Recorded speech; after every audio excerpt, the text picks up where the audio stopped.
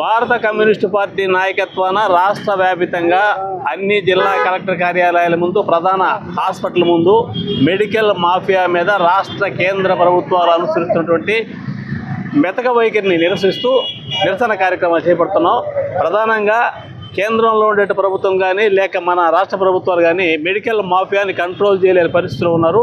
వాళ్లే ప్రభుత్వాన్ని శాసించే పరిస్థితికి వస్తున్నారు. ఇలాంటి తప్పుడు వైఖరి విడనాడాలని చెప్పని, అలాగే వైద్యం కానీ మందులు కానీ లాభాల కోసం చేయకూడదు, ఆరోగ్యం కోసం చేయాలి. ప్రజా ఆరోగ్యాని కోసం చేయాల్సిన దాన్ని లాభాలుగా మార్చుకో డబ్బులుగా మారిన తర్వాత ప్రజల మీద విపరీతమైనటువంటి దాడులు జరుగుతున్నాయి.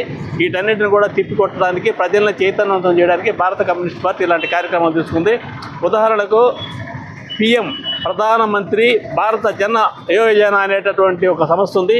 ఇది మందులు తయారు చేయడం, ఆ మందులు సక్రమైన నాణ్యతలు ఉండడం లేనిది చూడాల్సిన పరిస్థితి ఈ కంపెనీకి ఉంది. అయితే దీనికి తగిన సిబ్బందిని ప్రధానమంత్రి ఆధ్వర్యంలో ఉండే సంస్థ కూడా పెట్టలేదన్నమాట.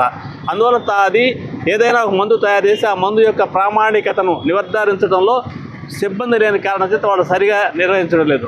అలాగే బ్రాండెడ్ కంపెనీలు, నాన్ బ్రాండెడ్ కంపెనీలు, జనరిక్ మందులు ఉన్నాయి. ఈ జనరిక్ మందు అనేది ఒక మందు తయారు చేసిన తర్వాత ఆ కంపెనీ వాళ్ళు ఆ మందుని 30 సంవత్సరాల పాటు అమ్ముకోవచ్చు, తర్వాత జనరిక్ మందుగా మారుతుంది. మిగిలినటువంటి బ్రాండెడ్ మందులు కానీ నాన్ బ్రాండెడ్ మందులు కానీ వాటి వలన ఉత్పత్తి అయ్యేటంటే ఒక టాబ్లెట్ ఉత్పత్తి అయ్యడానికి 5 పైసలు పడితే దాన్ని రూపాయి చిల్లరకి అమ్ముతారు వీళ్ళు. అంటే దాదాపు 95 పైసలు ట్యాక్స్ పడతారన్నమాట, ప్రచారానికి కానీ డాక్టర్లకు కానీ కమిషన్లు కానీ. ఈ పరిస్థితుల్లో జనరిక్ మందులు తీసుకొచ్చిన వాళ్ళు జనరిక్ మందులు ప్రచారం ఎక్కడా జరగడం లేదు. జనరిక్ మందులు చాలామంది జనంలో ఇది ఒక తక్కువ స్థాయి మందు అనుకుంటారు, కానీ అదేం లేదు.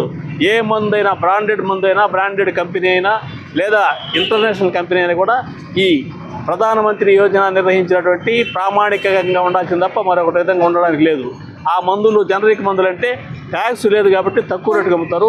ఈ అంశాన్ని కూడా జనంలో మొబిలైజ్ చేసి జనం చైతన్యవంతం చేయడం కోసం సిపిఐ నాయకత్వాన రాష్ట్ర వ్యాప్తంగా ఈ కార్యక్రమం చేస్తున్నాం. ఇప్పటికైనా ప్రజలు గమనించాలని, ఈ ప్రజా ఆరోగ్యాన్ని కాపాడడానికి, మా మెడికల్ మాఫియాని నియంత్రించడానికి మేము చేసే పోరాటాన్ని కలిసి రావాలని చెప్పి కోరుతూ సెలవు తీసుకుంటున్నాను. మన సిపిఐ ప్రజా సంఘాలు, ఇతర దళిత సంఘాల అందరి ఆధ్వర్యంలో మన ఒక నిరసన ఈ గవర్నమెంట్ హాస్పిటల్ ముందు చేపట్టడం జరిగింది. ఎందుకంటే ఒక మెడికల్ మాఫియా, ఎందుకంటే మందుల మాఫియా అయితేమి, మెడికల్ మాఫియా అయితేమి, డాక్టర్ మాఫియా అయితేమి, మా సమస్త మెడికల్ సంబంధించినటువంటి ఇవన్నీ కూడా ఒక మాఫియాగా తయారయ్యి దోసుకుంటున్నారు సార్. ఇది ఎంత దుర్మార్గం అంటే, ఒక చిన్న ఉదాహరణ చెప్తాము.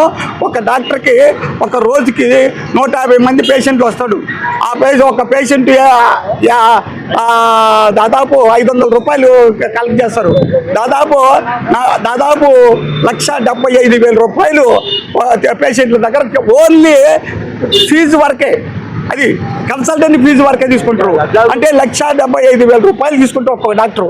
అంటే ఈ డాక్టర్లు, ఈ ఏరియా మొత్తం డాక్టర్లు అందరూ కూడా ఆ విధంగా కోట్ల రూపాయలు దోసుకుంటున్నారు. అది మెడికల్ ద్వారా దోసుకుంటున్నారు, అదే ఫీజు ద్వారా దోసుకుంటున్నారు.